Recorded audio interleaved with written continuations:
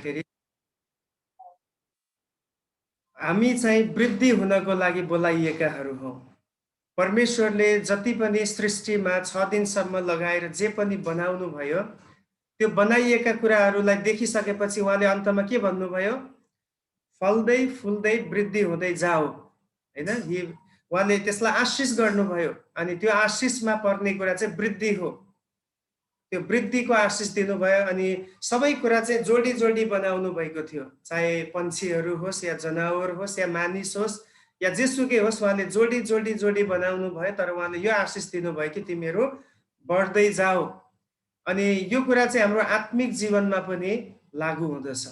परमेश्वरले हामीलाई उहाँको राज्यमा चुन्नु भएको छ अथवा हामीले नयाँ जन्म पाएका छौँ, हामी आत्मामा नयाँ गरी जन्मिएकाहरू हौँ, बर्न अगेन क्रिस्चियन भनिन्छ। हामी कोही पनि बाई रिलिजियस, अब हामी पहिलेदेखि क्रिस्चियन धर्ममा थियौँ।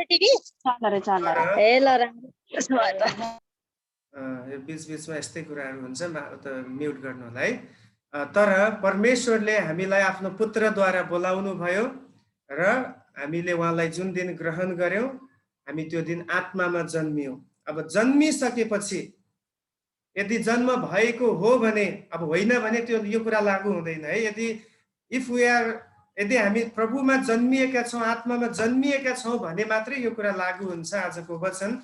अनि मलाई विश्वास छ आज हामी जुममा यति सेवा गर्ने हामी 38वटा डिभाइस हामी छौँ। हामी सबैजना आत्मामा नयाँ जन्म पाएकाहरू हौँ, प्रभुमा बढ्ने इच्छा राखेर बढ्ने एउटा लालसाको साथमा हामी अगाडि बढ्दैछौँ। अनि हामी एउटा पदलाई पढेर सुरु गर्नेछौँ, धेरैचोटि पढिएको पद, पहिलो पत्रुसको पुस्तक या पहिलो पत्रुसको पत्र, त्यसको दोस्रो अध्यायको 2 पदलाई हामी आज हेर्नेछौँ।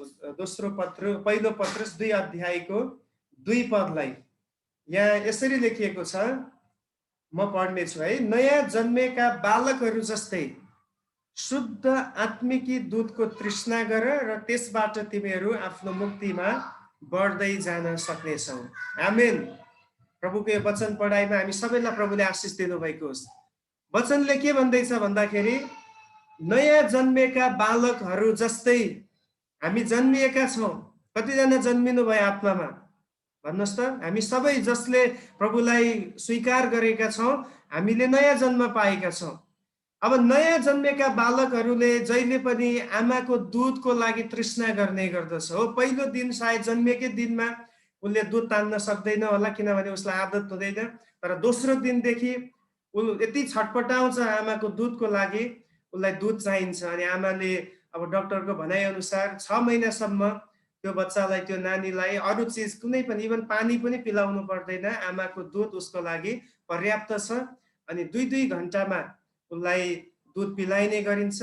अनि जस्तो जस्तो उसले दुध पिउँदै जान्छ, उसको शरीर पनि ठुलो हुँदै जान्छ, सबै कुराहरू एकदम हेर्नमा सुन्दर लाग्न थाल्छ। किन भन्दाखेरि उसले चाहिँ वृद्धिको लागि उसले दुधको तृष्णा गरेको छ। अब त्यस्तै गरी हामी पनि नयाँ जन्मेको कारणले गर्दाखेरि हामीले बढ्दै जाने तृष्णा गर्नुपर्दछ। अनि त्यसले चाहिँ के हुन्छ भन्दाखेरि हामी मुक्तिमा बढ्दै जाने रहेछौँ। सो मेरो आजको टपिक नै यही हो, ग्रोइङ इन साल्भेसन। मुक्तिमा बढ्दै जानु, मुक्तिमा बढ्नु। बढोत्तरीका धेरैवटा कुराहरू छ। 2020मा हाम्रो थिम थियो प्रभुको अनुग्रहमा र ज्ञानमा बढ्ने हाम्रो थिम थियो। अनि अरू कति आत्मिक जीवनमा बढ्ने कुराहरू छ, परमेश्वरसँगको सम्बन्धमा बढ्ने कुराहरू छन्, सेवकाईमा बढ्दै जानुपर्ने कुराहरू छ।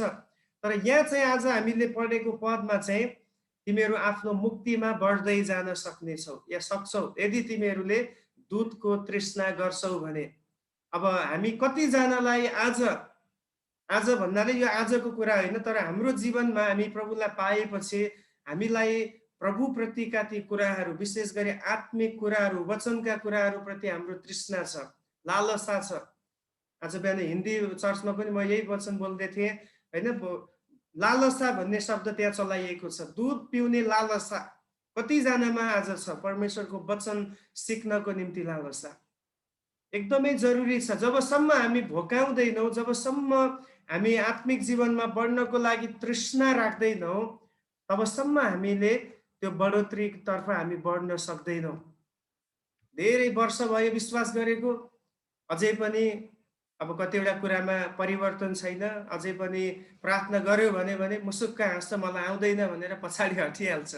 अनि वचन पढ्नु पर्यो भने मलाई लाउँछ कि भनेर अर्कोतिर ऊ चाहिँ साइडमा बस्ने प्रकारका कुराहरू कतिचोटि हुने गर्छ। किन भन्दाखेरि इच्छा छैन। इच्छा भयो भने नआए पनि केही फरक पर्दैन। परमेश्वरले सिकाउनुहुन्छ। मैले देखेको छु पढ्न नजान्ने व्यक्तिहरू, विशेष गरी कति आमा दिदी बहिनीहरू नेपालमा पढ्न आउँदैन, क पनि नपढेको मान्छे, तर उहाँहरूलाई भित्र एउटा इच्छा राख्नुभयो कि म जसरी भए पनि बाइबल पढ्नेछु, ताकि म अरूमाथि डिपेन्ड हुन नपरोस्।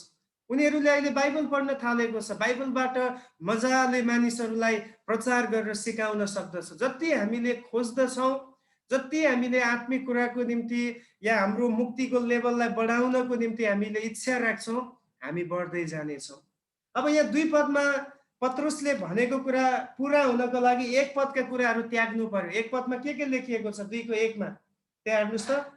यसकारण सबै दुष्टता, सबै छल र कपट र ईर्ष्या र सबै निन्दाहरूलाई त्याग। यो 2 पद चाहिँ एकसँग लिङ्क भएको पद हो, जोडिएको पद हो। यदि आत्मिक कुराहरूको तृष्णा हामीमा आउने हो भने यो अनात्मिक कुराहरूलाई हामीले हटाउनु पर्दछ, जो चाहिँ हाम्रो आत्मिक जीवनमा या हाम्रो मुक्तिको जीवनमा ठेस पुर्याउने कुराहरू हो। अब त्यहाँ के शब्दहरू चलाइएको छ? दुष्टताका कुराहरू, छल, जो एकदमै पाइन्छ, मानिस जाति छलले भरिएको छ। इभन क्रिस्चियनमाथि पनि भरोसा गर्न सकिँदैन। म एकदमै सक भएँ एक दुईवटा न्युजले गर्दा। यो एक दुई हप्ताको बिचमा एकजना यति राम्रो अगुवा हुनुहुन्थ्यो, उहाँलाई एकदम म भरोसा गर्थेँ, एकदमै सेवामा अगाडि बढ्ने, एकदम स्पिरिचुअल लाग्ने सबै कुरा। तर पछि खुल्लामा आयो कि उहाँ त 2वटा श्रीमतीको बुढो रहेछ, अर्कोतिर एकतिर छुट्टै श्रीमती राखेर एउटा नाजायज सम्बन्ध बनाएको कुरा। अब यो छल, अब हामी कसैलाई व्यक्तिगत गएर के गर्दैछ, कसो गर्दैछ भनेर त च्याएर हामी त्यस्तो गर्न सक्दैन, त्यो मेरो आदत छैन। तर मान्छेहरूमा के छ भन्दाखेरि बाहिर देखिने एउटा रूप छ, अनि भित्र चाहिँ धेरै पटक यस्तै छलछामका कुराहरू, कपटका कुराहरू, हैन, ईर्ष्या। अब ईर्ष्या सबैमा हुन्छ, सबैमा यो समस्याहरू भरिएको हुन्छ। र निन्दा गर्ने कुराहरू, यदि यो कुराहरूलाई हामीले हटाउन सकेनौँ या हटाएका छैनौँ भने चाहिँ हामीलाई 2 पदमा भने जस्तै आत्मिकी शुद्ध दूधको तृष्णा गर्ने आदत हुँदैन। जबसम्म हामी आत्मिक दूधको तृष्णा गर्दैनौँ या वचनको तृष्णा गर्दैनौँ, तबसम्म हामी बढ्न सक्दैनौँ। अब तपाईँले यसैबाट अड्कल लगाउन सक्नुहुन्छ, एउटा क्रिस्चियन विश्वास गरेर पनि जस्ताको तस्तै भयो भने केही त गलत छ। गलत के हो? उसले 1 पदमा भएको कुराहरूलाई छोडेको छैन, आफ्नो आदतलाई उसले सुधार्न सकेको छैन, यसकारण प्रभुप्रति उसलाई भोक पनि छैन। त्यही हो कुरा, अरू केही पनि होइन। वचनले त्यही भन्छ। अब 3 पद पनि म पढ्नेछु। मेरो फोकस अर्को मेसेज छ, अर्को पद छ, म त्यता अहिले लैजान्छु, तर एक दुईवटा कुरा बुझाउँ भनेर। किनकि अब त्यही व्यक्तिले दूधको तृष्णा गर्छ जसले उहाँलाई टेस्ट गरेको छ, किनकि प्रभु कृपालु हुनुहुन्छ भन्ने कुराको स्वाद तिमीहरूले पाएका छौ। हालेलुया। अब यो 1 पदमा भएका यी 5वटा कुराहरू र अरू पनि धेरैवटा पापसँग जोडिएका कुरालाई जब हामी हटाउँछौँ, त्योबाट हामी अलग जिउने कोसिस गर्छौँ, हामीलाई अटोमेटिकल्ली प्रभुको राज्यप्रति, उहाँको वचनप्रति हामीमा भोक आउँछ।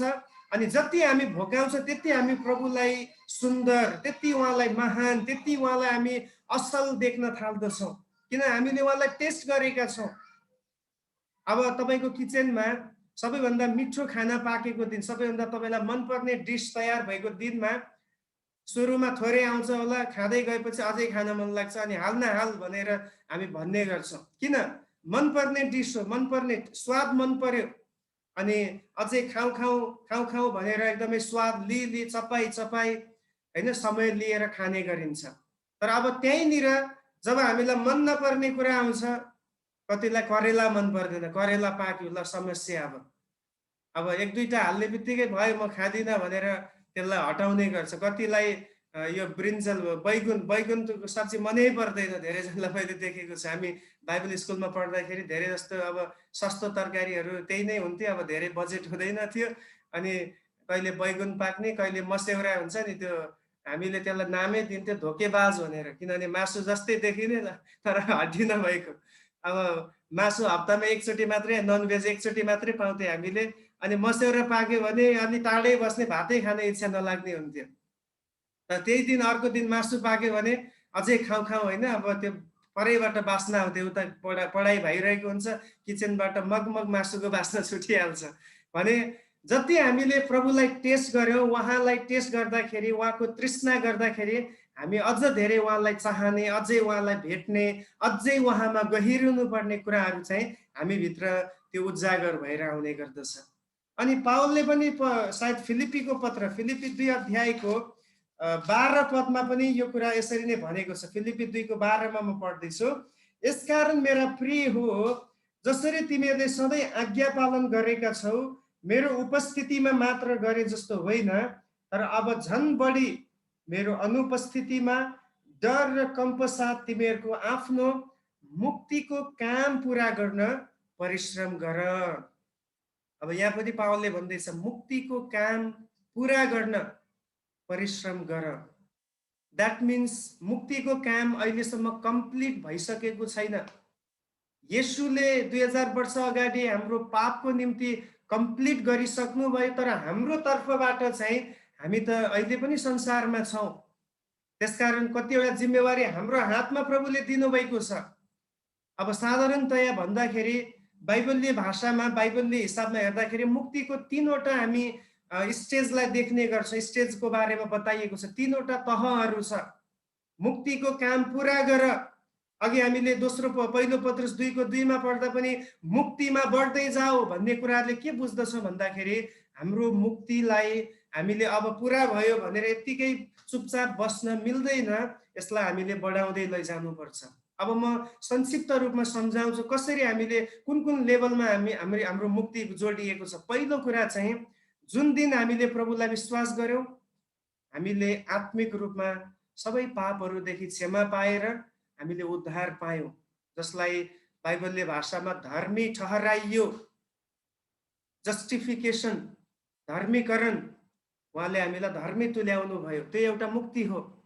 अनि त्यो ठुलो हो, त्यो निर्णय ठुलो निर्णय हो। प्रभुलाई विश्वास गर्ने निर्णय, पापबाट फर्किने निर्णय, पश्चाताप गरेर उहाँको उपस्थितिमा आउने निर्णय, त्यो सबैभन्दा ठुलो निर्णय हो। त्यो दिन प्रभुले हामीलाई के तुल्याउनु भयो? धर्मी तुल्याउनु भयो। अब दोस्रो मुक्तिको लेभल भनेको या स्टेज भनेको चाहिँ दिनको जीवनमा पनि हामीले मुक्तिलाई पाइरहनु पर्छ, दिनै पनि।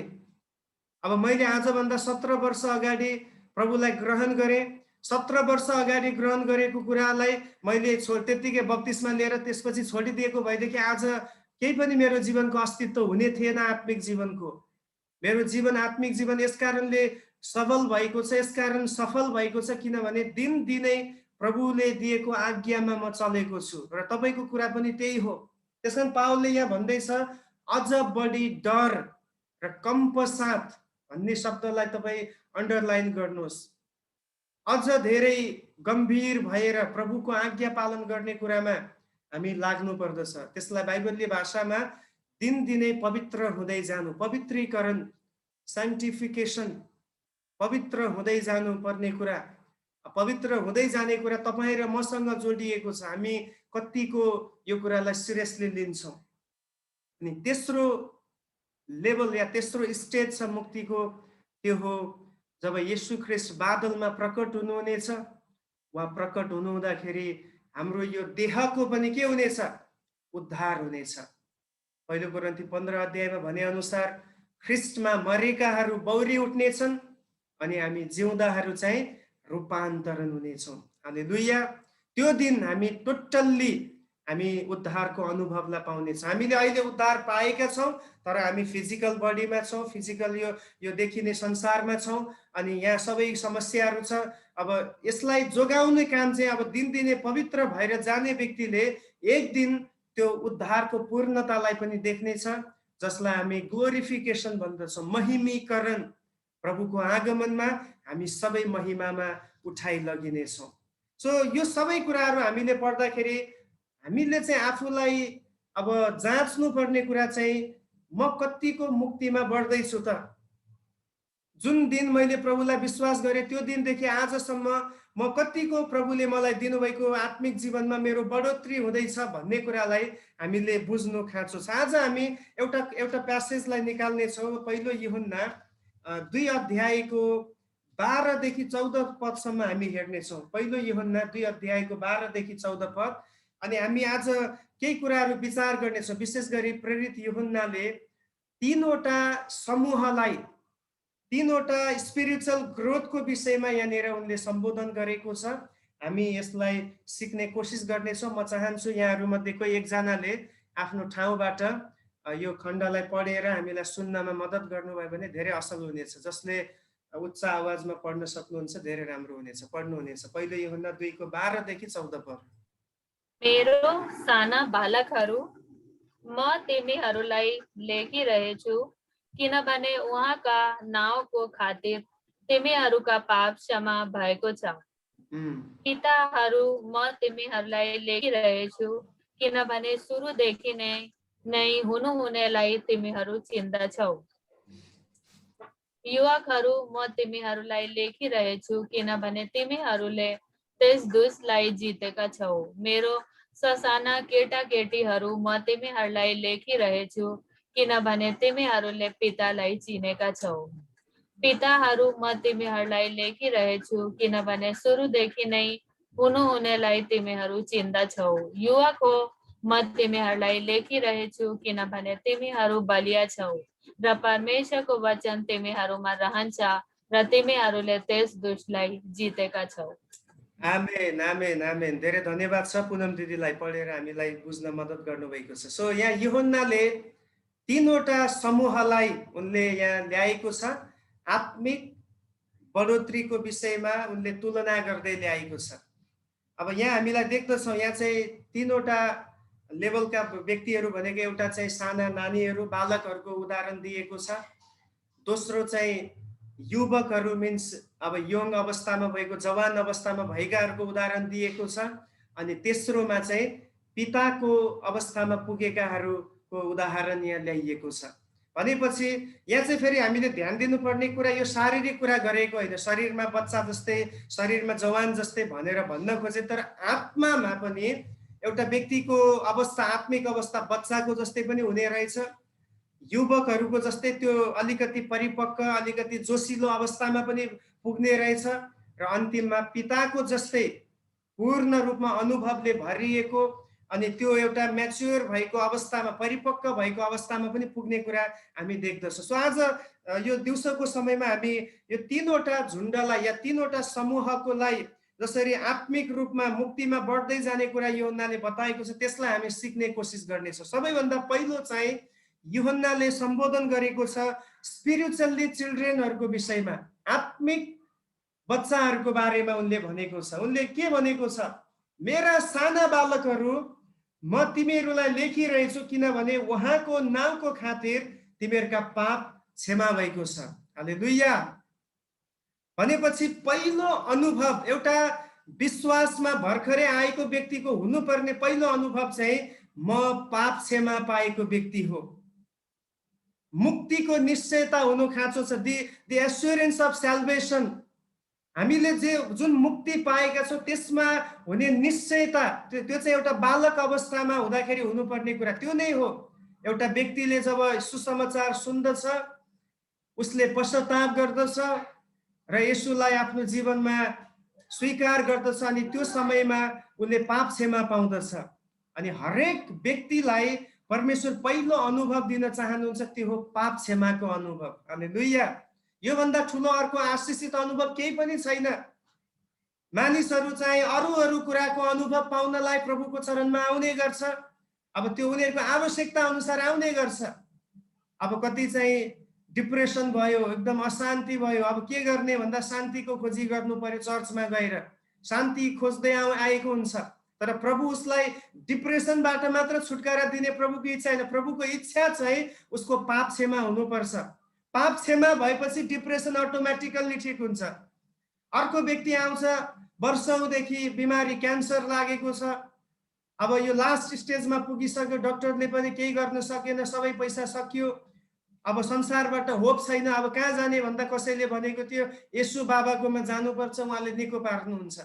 त्यसपछि येशू बाबालाई पुकार्न आउँछ, ल अब मेरो सबै कुरा तपाईँको हातमा छ, मलाई क्यान्सरबाट छुटकारा चाहिन्छ। प्रभु छुटकारा दिन चाहनुहुन्छ, तर प्रभु चाहनुहुन्छ क्यान्सरको बिमारी भन्दा पनि अर्को ठुलो बिमारी छ, त्यो पापको बिमारी, त्योबाट निको हुनुपर्छ। प्रभुले चङ्गाई पनि दिनुहुन्छ, पाप क्षमा पनि गर्नुहुन्छ। जुनसुकै समस्याबाट आएको भए पनि प्रभुको एउटा एकदमै उहाँको ठुलो इच्छा चाहिँ के छ भन्दाखेरि हरेक व्यक्तिले पाप क्षमाको अनुभव पाओस्। यो नै हो हामी प्रभुमा बढ्दै जाने पहिलो आधार चाहिँ। मुक्तिमा बढ्दै जाने पहिलो एकदमै बेसिक, एकदम फन्डामेन्टल एउटा डक्ट्रिन भनेको पाप क्षमाको अनुभव हुनु पर्यो। अनि बाइबलले भन्छ उहाँको नाउँ पुकार्नेहरूलाई उहाँले उद्धार दिनुहुन्छ, क्षमा दिनुहुन्छ। रोमी 10:13 पद पनि हामी पढौँ। त्यहाँ के भन्दैछन् पावलले? रोमी 10:13 जतिले उहाँको नाउँलाई पुकारे उहाँले तिनीहरूलाई, म फेरि पढ्दैछु 13 पद, किनकि प्रभुको नाउँ पुकार्ने हरेकले उद्धार पाउनेछ। हालेलुया। हरेकले मिन्स जसले पनि पुकारोस्, जुनसुकै अवस्थामा पुकारोस्, त्यसले उद्धार पाउनेछ। अनि यो चाहिँ एउटा बालकको अनुभव हो आत्मिक रूपमा। अब समस्या कुरा के हो भन्दाखेरि शैतानको काम चाहिँ यही नै हो, जहिले पनि हामीले पाएको मुक्तिको विषयमा हामीलाई डाउट क्रिएट गर्ने। तेरो मुक्ति भएकै छैन, त पापी होस्। अब हो पनि, अहिले पनि क्रिस्चियन भएर पनि झुट बोलेकै छ, अहिले पनि क्रिस्चियन भएर व्यभिचार गर्दैछ, क्रिस्चियन भएर नगर्नु। अघि न पहिलो पत्रुस 2:1 पढे जस्तै होइन, बदनाम गर्ने कुराहरू, लोभका कुराहरू छँदैछ। क्रिस्चियन भएर भट्टीमा जान छोडेको छैन, क्रिस्चियन भएर यसो कहिले कहिले सिगरेटको धुवा उडाउन छोडेको छैन। अब त्यो त छ, शैतानलाई त थाहा छ नि त्यो कुरा।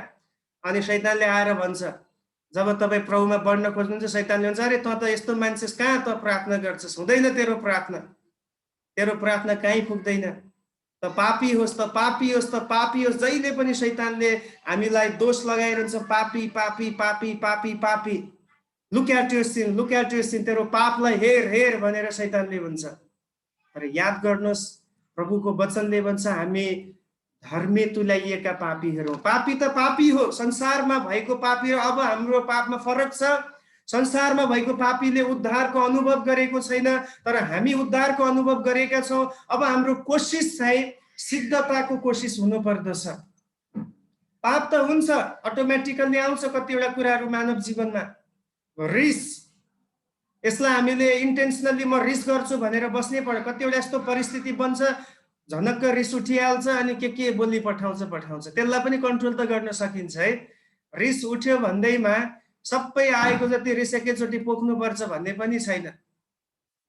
यो चाहिँ टोयलेट लाग्दाखेरि टोयलेट गर्नै पर्छ भन्ने जस्तो होइन। रिस चाहिँ यु क्यान कन्ट्रोल इट, यसलाई तपाईँ नियन्त्रण गर्न सक्नुहुन्छ। कति बोल्ने, कसरी बोल्ने, त्यो चाहिँ तपाईँको र मेरो हातमा छ।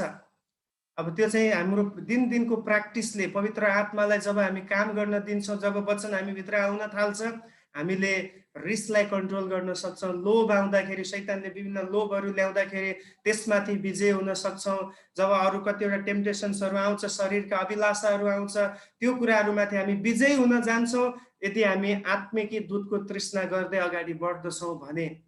सो पहिलो कुरा चाहिँ उनीहरूले अनुभव गर्नुपर्ने कुरा चाहिँ के भन्दाखेरि, पहिलो बालक अवस्थामा भएको आत्मिक क्रिस्चियनहरूले चाहिँ म चाहिँ क्षमा पाएको व्यक्ति हुँ अनि मैले मुक्ति पाएको छु भन्ने कुरामा यो कुरा निर्धारित हुन्छ।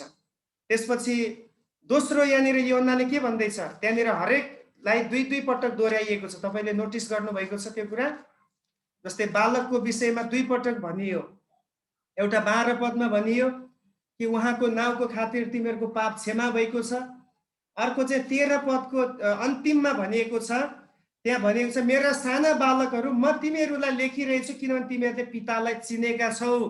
भनेपछि दोस्रो अनुभव के हुनु पर्यो, म मेरो पितालाई चिन्दछु। हालेलुया, उहाँ मेरो स्वर्गीय पिता हुनुहुन्छ।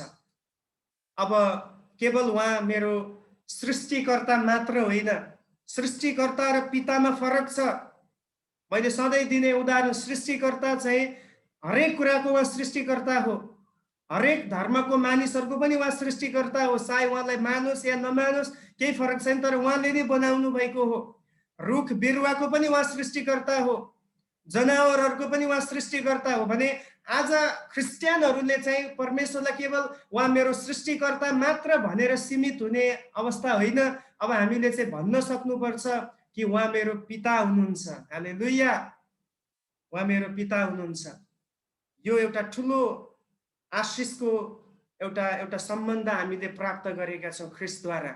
स्वर्ग र पृथ्वीको सृजनहार परमेश्वर तपाईको र मेरो पिता हुनुभएको छ। यसैको 3 को 1 पद म पढ्दैछु, हेर्नुहोस् त। पहिलो यूहन्ना 3 को 1 मा, हेर पिताले हामीहरूलाई कस्तो किसिमले प्रेम गर्नुभएको छ कि हामी परमेश्वरका सन्तान भनी कहलिएकाहरू हौं, र साँच्चै हौं पनि। यसै कारणले त संसारले हामीलाई चिन्दैन, किनभने त्यसले उहाँलाई चिनेन। हालेलुया। यहाँ हेर्नुहोस् त, पिताले हामीलाई कस्तो प्रेम गर्नुभयो। उहाँले हामीलाई के भनेर पुकार्नुहुन्छ रे? सन्तानहरू भनेर। अरू कुनै धर्ममा तपाईँले देख्नु भएको छ परमेश्वरले या ईश्वरले आफ्नो सृष्टिलाई बच्चा या सन्तानको रूपमा पुकारेको? बाइबलले मात्रै भन्दैछ, परमेश्वर भन्दै हुनुहुन्छ, तिमीहरू मेरो सन्तान हौ।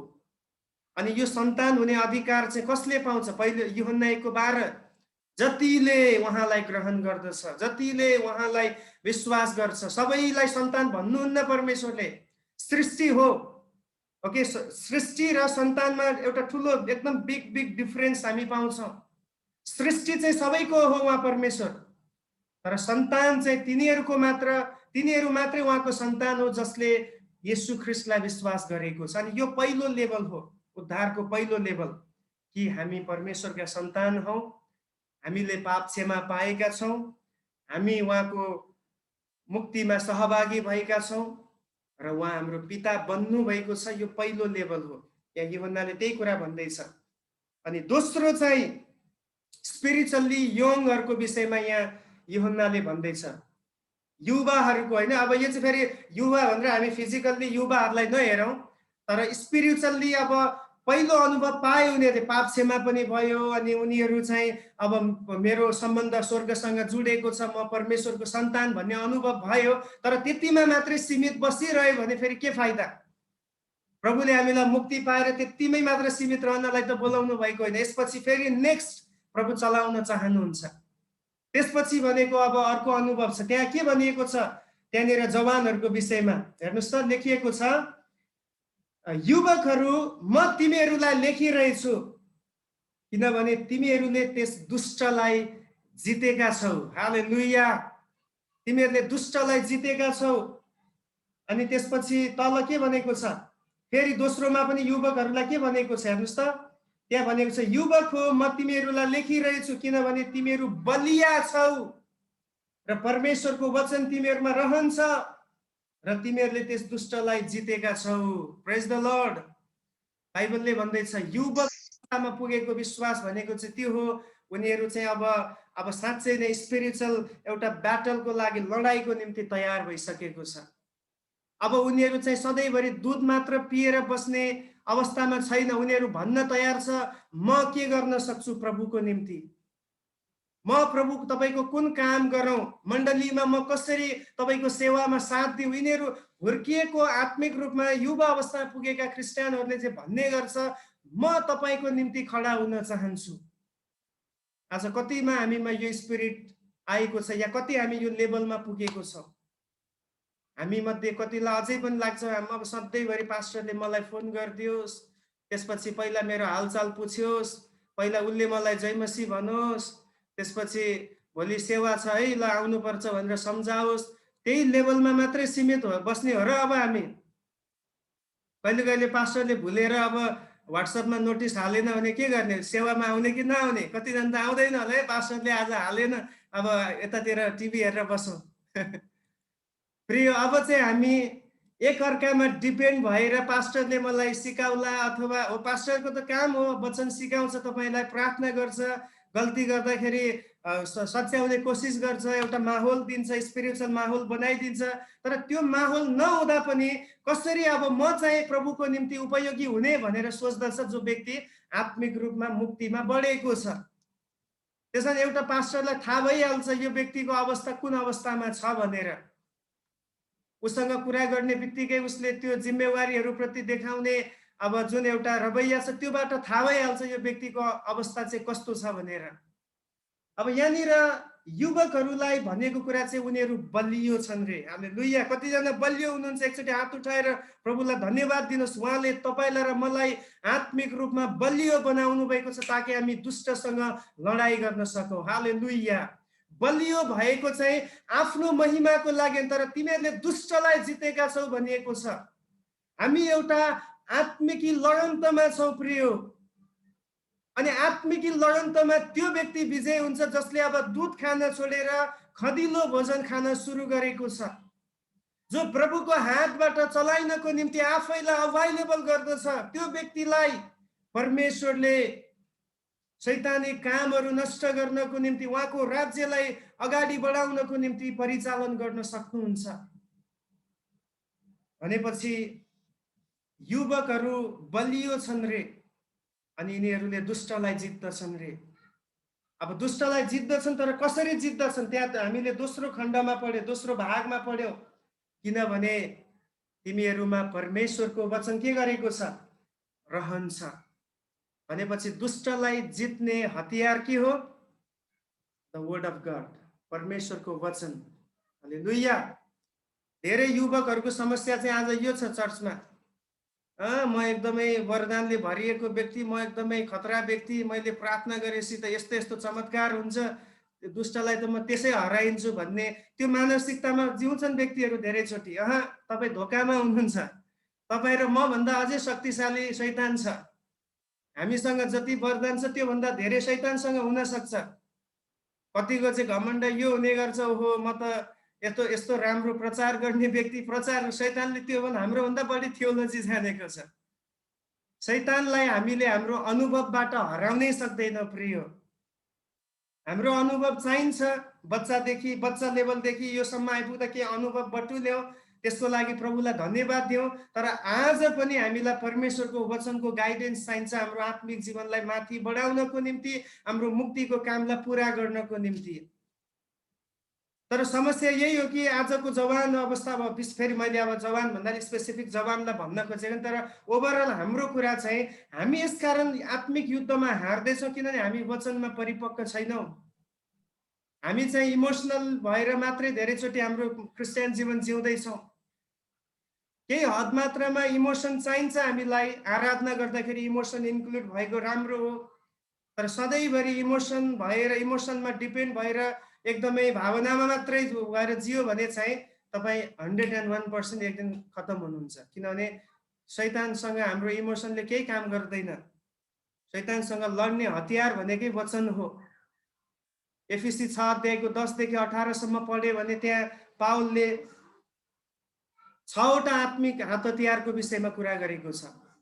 अनि त्यो 6वटा मध्ये 5वटा हतियारहरू मुक्तिको टोपी रे, धार्मिकताको झिलम जो छातीमा लगाइन्छ, सत्यताको बेल्ट, सुसमाचारको जुत्ता र विश्वासको ढाल, यो 5वटा हतियार चाहिँ सेल्फ डिफेन्डको लागि दिएको हो। शैतानले आक्रमण गर्दा त्यसबाट बच्नको लागि दिएको हो। तर एउटा मात्रै हतियार छ त्यहाँनिर, तरबार। त्यो चाहिँ शैतानलाई हमला गर्नको लागि दिएको, जो चाहिँ वचन हो। हालेलुया। वचनमा हामी परिपक्व हुँदै गयौँ भने हामी शैतानसँग लड्न सक्छौँ। अन्यथा कुन बेला हामी चिप्लिन्छौँ केही थाहा छैन, किनभने झुटो शिक्षाहरू त्यत्तिकै बढ्दैछ, सतावट त्यत्तिकै जाँदैछ। अब अहिले यस्तो यस्तो महामारी फैलियो, धेरै क्रिस्चियनहरू, धेरै प्रभुका दासहरू प्रभुमा सुत्नुभयो, कति त ब्याकस्लाइड भइसक्यो। अरे क्रिस्चियन भएर पनि त मर्दो रहेछ नि त, अब उनीहरूलाई वचनको ज्ञानै छैन, उनीहरू ब्याकस्लाइड भयो। अब यो आखिरी समयमा हामी छौँ, अनि त्यो समयमा चाहिँ हाम्रो विश्वासलाई बचाइरहनको निम्ति, हाम्रो दौड पुरा गर्नको निम्ति, हामी शैतानसँग एउटा असल युद्ध लड्नको निम्ति, जित्नको निम्ति वचनलाई हामीले प्राप्त गर्नु धेरै खाँचो छ। अब एउटा उदाहरण म जहिले पनि दिने गर्छु। येशू ख्रिस्ट जब परीक्षामा शैतानले येशूलाई परीक्षा गर्यो, त्यहाँनिर एउटा एकदम चाखलाग्दो उदाहरण के छ भन्दाखेरि, येशू ख्रिस्ट परीक्षामा जानुभन्दा अगाडि कुन अनुभवबाट गुज्रिनु भएको थियो? कसैलाई याद छ? मत्ती 3 अध्यायमा छ, उहाँले बप्तिस्मा लिनुभएको थियो यर्दन नदीमा। अनि यर्दन नदीमा बप्तिस्मा लिँदाखेरि उहाँले एउटा सुपर नेचुरल एउटा एक्सपिरियन्स उहाँले पाउनुभयो। त्यो चाहिँ के भन्दाखेरि पवित्र आत्मा उहाँमा आउनु भएको अनुभव उहाँले गर्नुभयो। दोस्रो कुरा, स्वर्ग उहाँको निम्ति खुलेको र पिताको आवाज आयो। पिताले के भन्दै हुनुहुन्छ स्वर्गबाट? यिनी मेरो प्रिय पुत्र हुन् जोसँग म अति प्रसन्न छु। अब यो भन्दा ठुलो अनुभव के हुन सक्छ एउटा व्यक्तिको लागि संसारमा हुँदा? पवित्र आत्माको भरिपुरी पनि पायो। पिताले पनि भन्दै हुनुहुन्छ तिमी मेरो प्रिय पुत्र हो, म तिमीसँग 100% खुसी छु। अब यही आवाज हामीलाई आयो भने हाम्रो त संसारभरि यही गवाई हुन्छ, आज पिता मसँग बोल्नु भयो, यो गवाई छ मेरो, मैले पवित्र आत्माको भरिपुरी पाएँ, मैले यो गर्ने, मैले त्यो गरेँ। हामी त त्यही गवाई मात्रै बाँड्दै हिँड्थ्यौँ होला। गवाई बाँड्नुपर्छ, गवाईको एउटा भूमिका छ। तर याद गर्नुहोस्, म अब तपाईँले एउटा रहस्य जोड्न जाँदैछु। जब परीक्षा आयो, शैतानले भन्छ यदि तपाईँ परमेश्वरको पुत्र हो भनेपछि उहाँको हैसियतमा नै यहाँनिर अम्ला उठाउँदैछ शैतानले। अब अलि अगाडि परमेश्वर पिताले भन्दै हुनुहुन्छ तिमी मेरो प्रिय पुत्र हौ जससँग म प्रसन्न छु। अब अहिले यहाँ उहाँ भोकाउनु भयो, अलि कमजोर जस्तो फिल गर्दै हुनुहुन्छ। अनि मरुभूमिमा अब जङ्गलहरूमा उपवास बस्दा एक्लो जस्तो अनुभव हुँदाखेरि शैतानले त्यो कमजोरीको फाइदा उठाएर भन्दै छ कि यदि तपाईँ परमेश्वरको पुत्र हो भने यो ढुङ्गालाई रोटी बन्न आज्ञा दिनुहोस्। अब येशूले त्यहाँनिर यो भन्नुभयो, ए शैतान, के तैँले सुनिनस्? यर्दन नदीमा मैले बप्तिस्मा लिँदाखेरि परमेश्वर पिताले के भन्नुभएको थियो? ए शैतान, तैँले देखिनस् म भित्र पवित्र आत्मा आएर वास गर्नुभएको तैँले देखिनस्? उहाँले भन्नु भएन, उहाँले भन्नुभयो लेखिएको छ। हालेलुया। कतिजनाले बुझ्दै हुनुहुन्छ? उहाँले वचनलाई दाबी गर्नुभयो, किनभने उहाँलाई थाहा छ कि शैतानलाई हराउने एकमात्र उपाय हो परमेश्वरको वचन, जसले तरवारले जस्तै काम गर्दछ। यस किन परमेश्वरको वचनले शैतान हार्दछ? किनभने यो चाहिँ सत्यताले भरपूर छ। वचन नै परमेश्वर हुनुहुन्छ, यूहन्ना 1:1 अनुसार। त्यसकारण जब हामी यो वचनको साथमा खडा हुन्छौँ, कुनै पनि शक्ति हाम्रो अगाडि टिक्न सक्ने छैन येशूको नाउँमा। आज मानिसहरूमा येशू भन्ने नाम त छ, उनीहरू नाम त लिन्छ, तर उनीहरूमा वचनै छैन। उनीहरू एकदमै फुलेको एउटा बेलुनमा हावा फुलेको जस्तै विश्वासी बनेको छ। हेर्दाखेरि झरिलो छ, एकदम पोटिलो छ, फलै फल लटरम्म लागेको जस्तो पनि लाग्छ। तर सानो परीक्षा आउने बित्तिकै खुस्स भएर सबै जान्छ, चिप्रिक्कै भइहाल्छ। प्रियो, यदि हामीले हाम्रो क्रिस्चियन जीवन, हाम्रो मुक्तिको अनुभवलाई केवल हाम्रो अनुभवहरूमा मात्रै सीमित राख्यौँ, केवल हामी चाहिँ भावनात्मा मात्रै बगेर अगाडि बढ्यौँ भने चाहिँ हामी शैतानसँग युद्ध लड्ने योग्यको हुन सक्दैनौँ। त्यसैले हाम्रो अनुभव केही हद मात्रामा ठिक छ, जसले हामीलाई इन्करेज गर्छ, अर्को दुःखमा भएको व्यक्तिलाई हाम्रो टेस्टिमनीहरूले उत्साहित गराउँछ। तर हामीले राख्नुपर्ने कुरा चाहिँ परमेश्वरको वचन हो। वचनले हामीलाई परिपक्व बनाउँदछ। कलस्सीको पत्र 3 अध्यायको एउटा पद हामी पढ्नेछौँ। 3को 16 पदलाई हामी पढौँ। त्यहाँनिर पावलले के भन्दैछ? कलस्सी 3को 16 पद यहाँनिर हेर्नुहोस् त।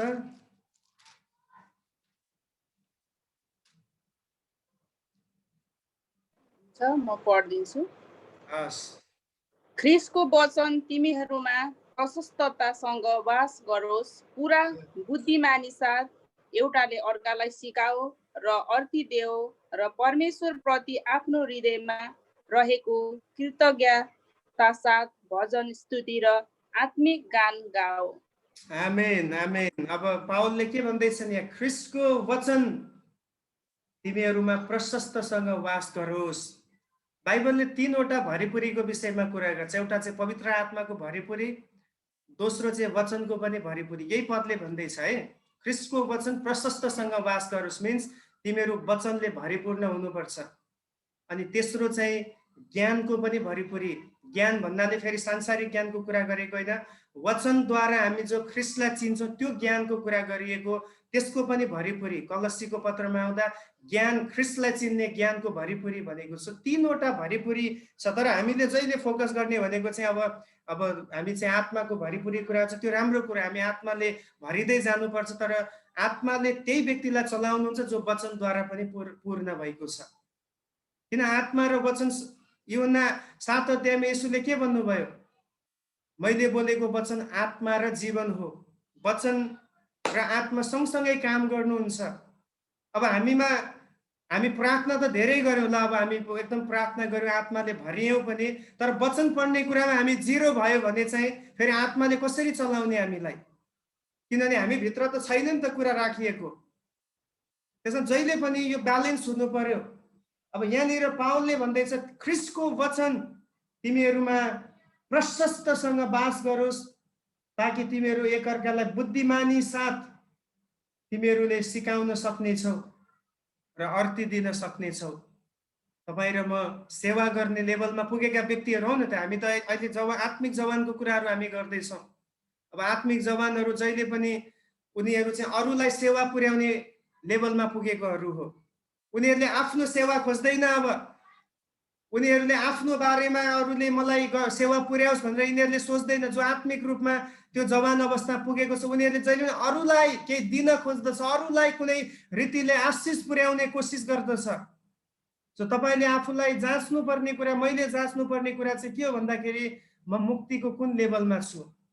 अघि यूहन्नाले भने जस्तै अहिले पनि मैले पाप क्षमा पाएँ, मुक्ति पाएँ, ओहो म प्रभुले मलाई चङ्गाई दिनुहुन्छ, आशिष दिनुहुन्छ, मेरो लागि मण्डलीले प्रार्थना गर्छ, मलाई पास्टरले वास्ता गर्नुहुन्छ भन्नेमा मात्रै सीमित भयो भने यो चाहिँ बालककालको लेभल हो।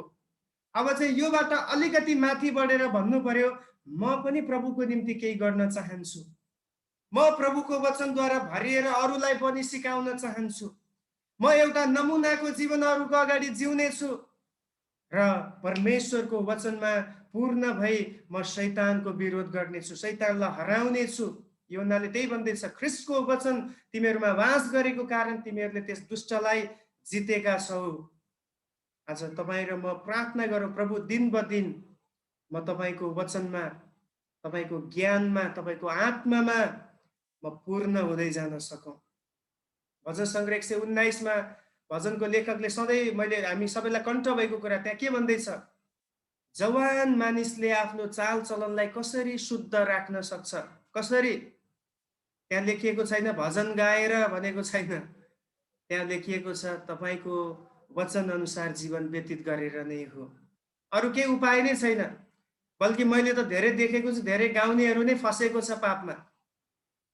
तपाईँले कतिको नोटिस गर्नुभएको छ थाहा छैन, तर मैले देखेको छु। किनभने म पनि पहिला धेरै गाउने व्यक्ति हो, चर्चमा धेरै गाउने कुराहरूबाट सेवा पुर्याएको छु। मैले धेरै अनुभव गरेको छु। धेरै जस्तो शैतानले चाहिँ गाउने व्यक्तिहरूलाई यस्तो डुबाएको छ, बजाउनेहरूलाई यति धेरै झारेको छ।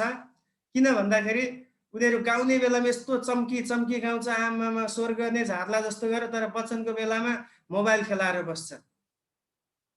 वचनको बेलामा बाहिर टोयलेटतिर लाग्ने, कता कोसँग गफ गर्ने। अब चर्चमा पनि डेटिङको कुराहरू हुन्छ, तपाईँहरूले देख्नु भएको छ, मैले देखेको छु। उता पास्टरले वचन प्रचार गरेको हुन्छ, उता केटाकेटी क्वायरमा उभिने केटाकेटी उता बाथरुमतिर भेट्न थालेको हुन्छ। सो यिनीहरू ढल्छ, कुनै उनै छैन।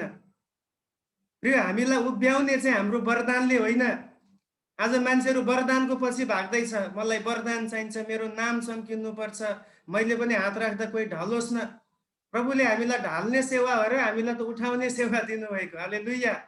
ढलेकाहरूलाई उठाउने, लडेकाहरूलाई खडा गर्ने, कमजोरहरूलाई बलियो बनाउने, दुर्बलहरूलाई स्थिर गर्ने, त्यो सेवा प्रभुले हामीलाई दिएको। आज त फ्यासन भएको छ यो कुरा।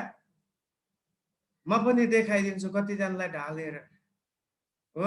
प्रभुले विशेष अगुवाई गर्दाखेरि टाउकोमा हात राख्नुपर्छ, तर धेरैचोटि यो विकृति भएको छ जो मलाई एकदमै मन पर्दैन।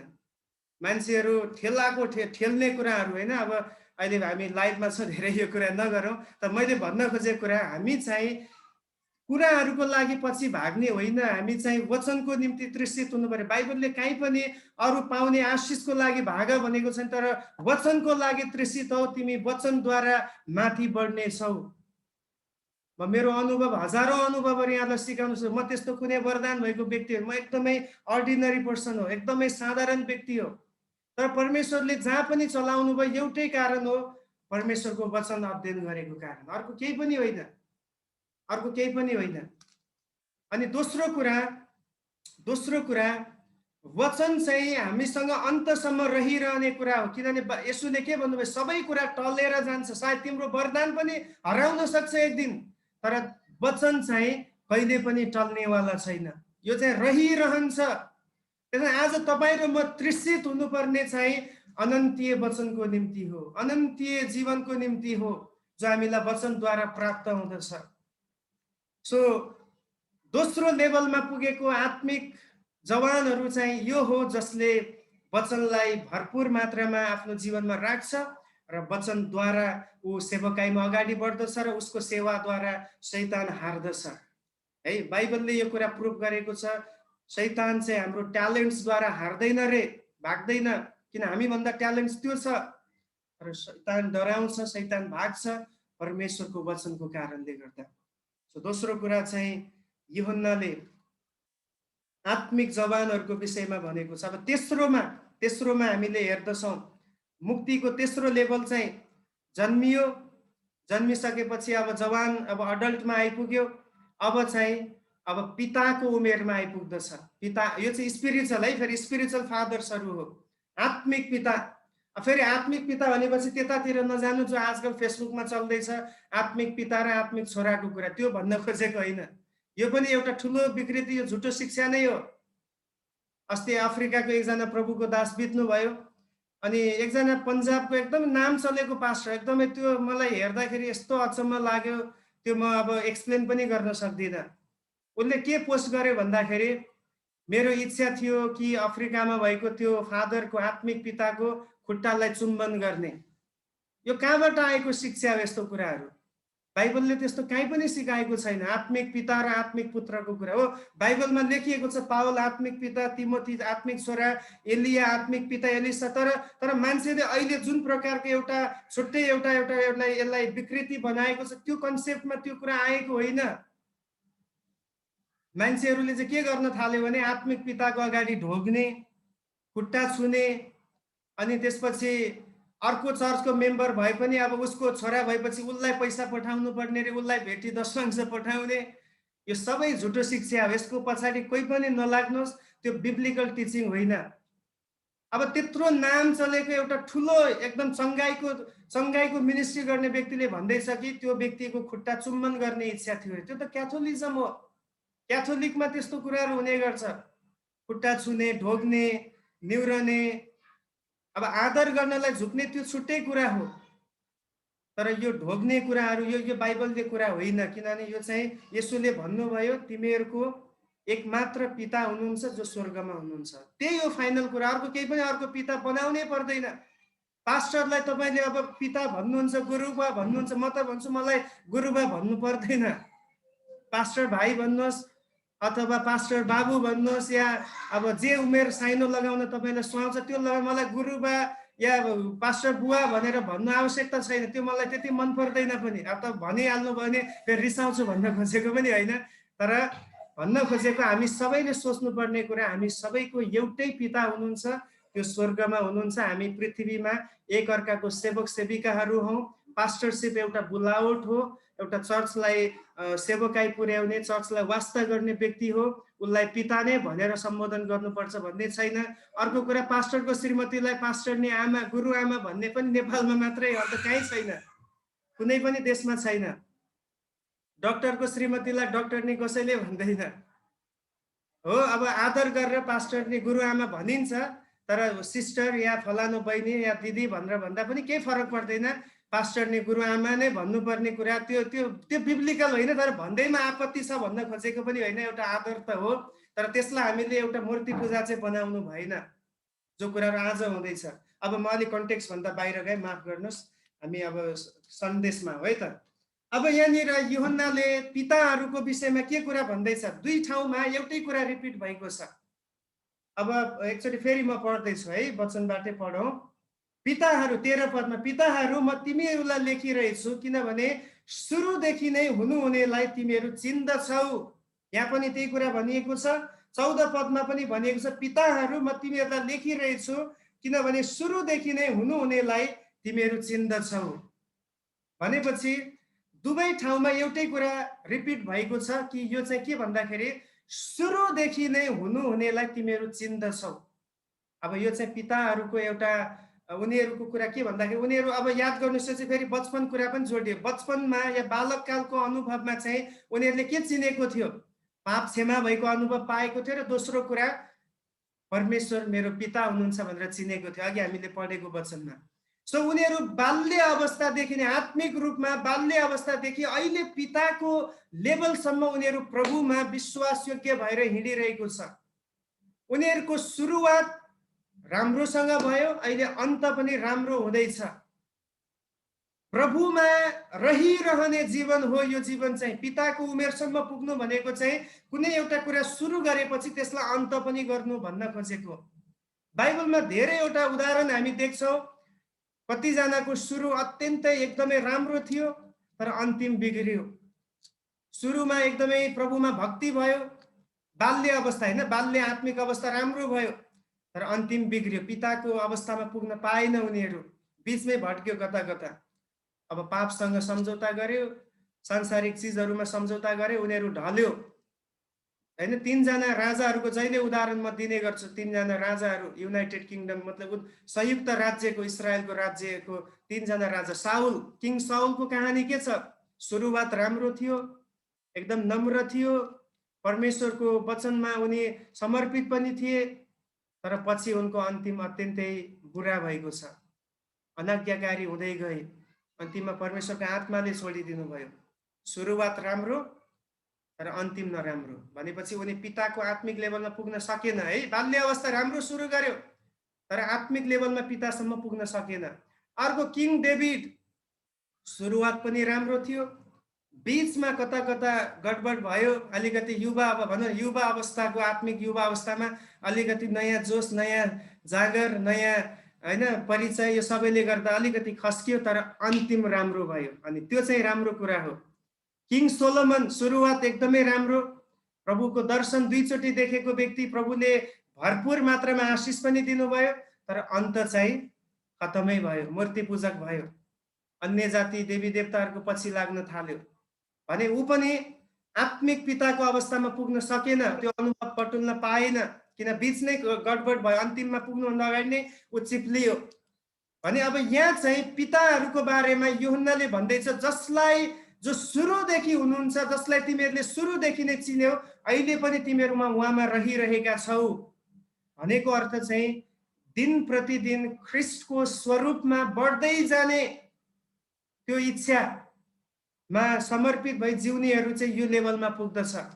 अझै पुगेको छैन, अझै म बढ्नुपर्छ, अझै मेरो आत्मिक जीवनमा मैले उन्नति प्राप्त गर्नुपर्छ, यो इच्छाको साथमा अझै म प्रभुलाई पाउनुपर्छ, अझै चिन्नुपर्छ, अझै मैले वचन बुझ्नुपर्छ भनेर जहिले पनि आत्मिक कुराहरूको खोजी गर्दै हिँड्ने व्यक्ति, जसरी पावलले भनेको छ मैले सबै कुरा पक्रिसकेको छु भनेर म भन्दिनँ, अझै पनि उहाँलाई पाउन सकौँ भनेर म निशानातिर दौडिँदैछु, अझै पनि उहाँलाई भेट्टाउँ, उहाँ जस्तै हौ भनेर मैले आफैलाई दिन प्रतिदिन मार्दैछु।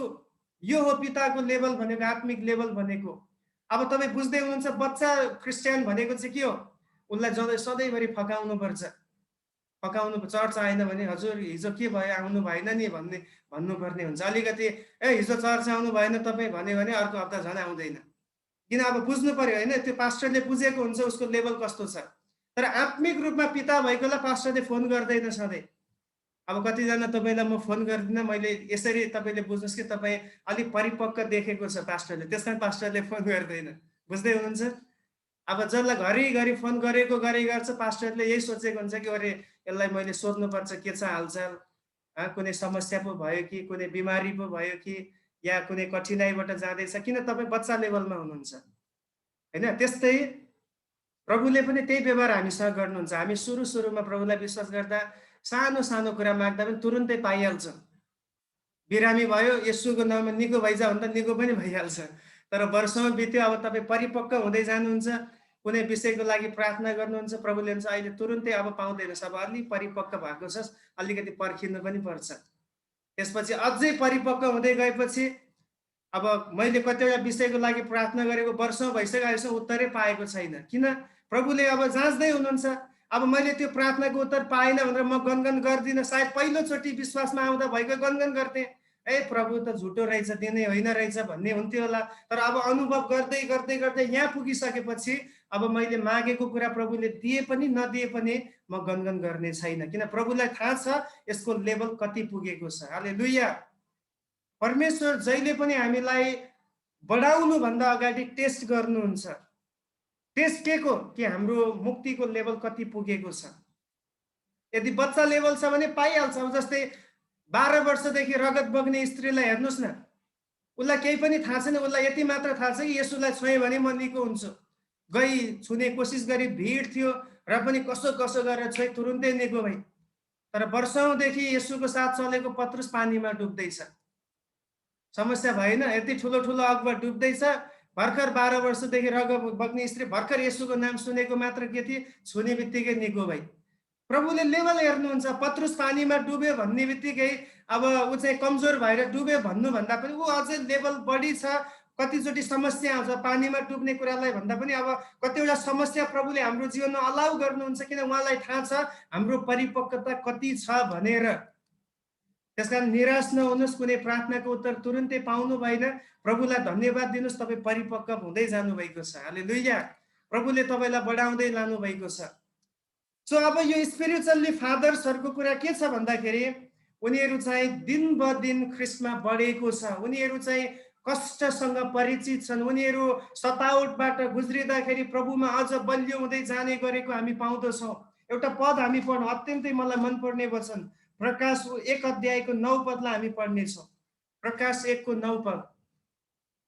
यहाँ यूहन्नाले के भन्दैछ हेर्नुहोस्।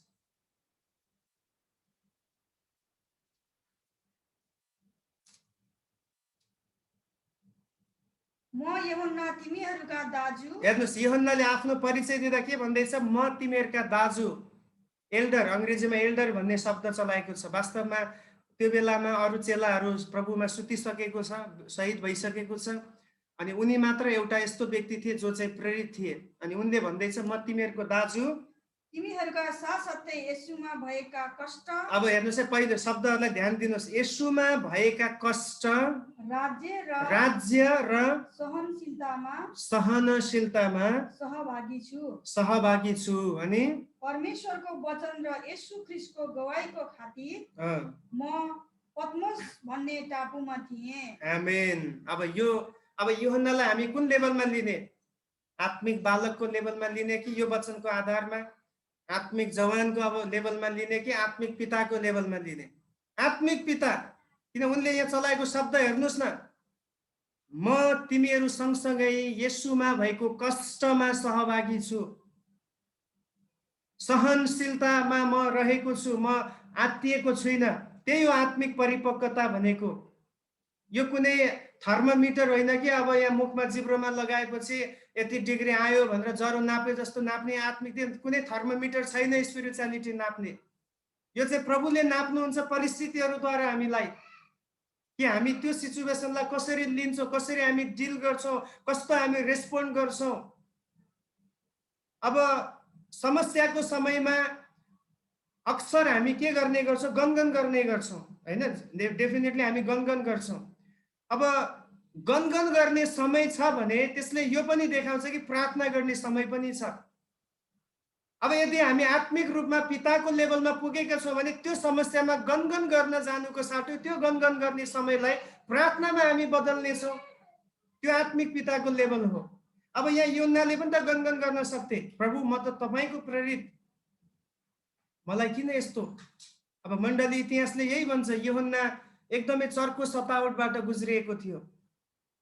त्यो बेलामा एउटा सम्राट थियो, डोमिसियन भन्ने सम्राट थियो। उसले चाहिँ आफ्नै एउटा शालिग बनाएको थियो, ठुलो शालिग बनाएर सबै राज्यको मानिसहरूलाई भनेको थियो कि यो शालिगलाई दण्डवत गर्नु।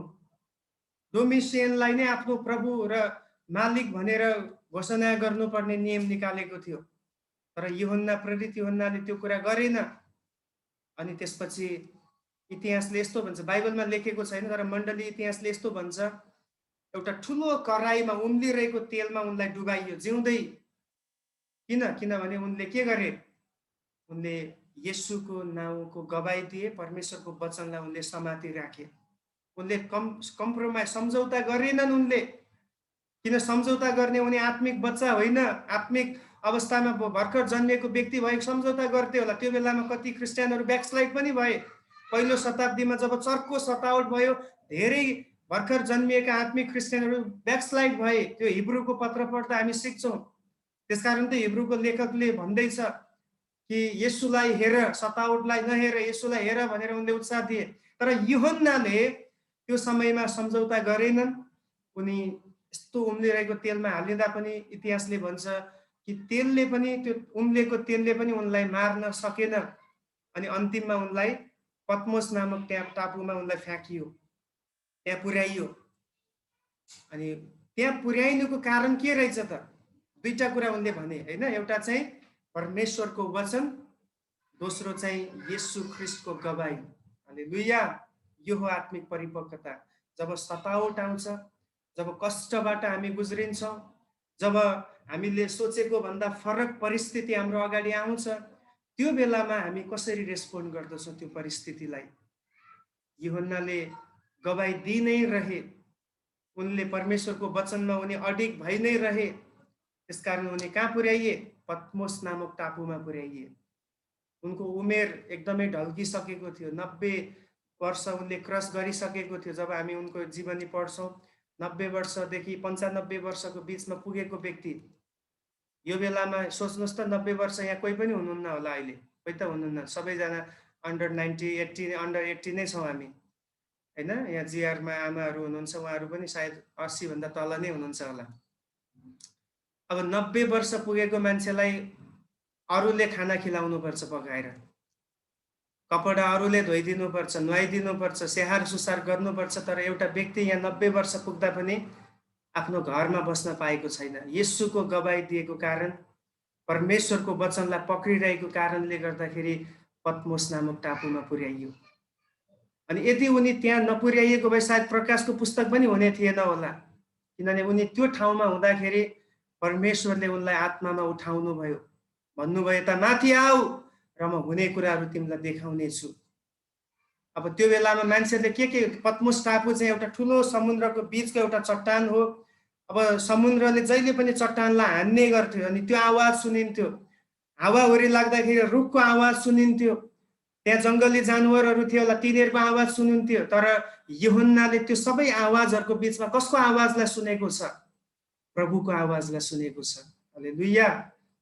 आज यो महामारीको समयमा, कठिन समयमा चारैतिर मृत्युको आवाज छ, डर र त्रासको आवाज छ, हुँदैन, सकिँदैन भन्ने धेरै नकारात्मक कुराहरूको आवाज छ। त्यो बेलामा तपाईँ र म कसको आवाज सुन्दछौँ? तपाईँ र म संसारसँगै बग्ने व्यक्तिहरू होइनौँ प्रिय। हामी केही स्पेसल हौँ। हामी परमेश्वर पितासँग सम्बन्ध राख्नेहरू हौँ। उहाँ यो कठिनाइको बिचमा पनि हामीसँग बोल्न चाहनुहुन्छ र उहाँको आवाज हाम्रो लागि हरेक ट्रायल्सहरूलाई ओभरकम गर्न, त्यसलाई सामना गर्न त्यो हाम्रो निम्ति यथेष्ट हुनेछ। हालेलुया! यूहन्नाले त्यो कठिन समयमा, त्यो अवस्थामा प्रभुको आवाज सुने। अनि यो स्पिरिचुअल फादर्सको लेभल हो। सो आज मलाई सुन्ने हरेक मण्डलीका अति नै प्रियजनहरूलाई म यो चुनौती च्यालेन्ज गर्न चाहन्छु। तपाईँ आज कुन लेभलमा पुग्नु भएको छ? यो पास्टरलाई भन्ने कुरा होइन म यति लेभलमा पुगेँ, या एकअर्कालाई सुनाउने कुरा पनि होइन। तर तपाईँले आफैले आफैमा मनन गर्ने कुरा, वचनको अगाडि मनन गर्ने कुरा हो। किन वचन खुलस्त छ। कति राम्रो प्यासेज छ आजको प्यासेज। बच्चाहरूको लेभल पनि बताइदिएको छ, यङको लेभल पनि बताइदिएको छ, फादर्सको लेभल पनि बताइदिएको छ। हाम्रो उद्देश्य हुन पाओस्, म अहिले जति छु त्योभन्दा अझ बढेर जानेछु। म अहिले जति प्रभुलाई चिन्दछु त्योभन्दा बढेर उहाँलाई चिन्न सक्ने हुनेछु। र अन्तिममा उहाँ आउँदाखेरि उहाँ जस्तै म पाइन सकौँ। आउनुहोस् हामी एकछिन हाम्रो आँखा बन्द गरौँ।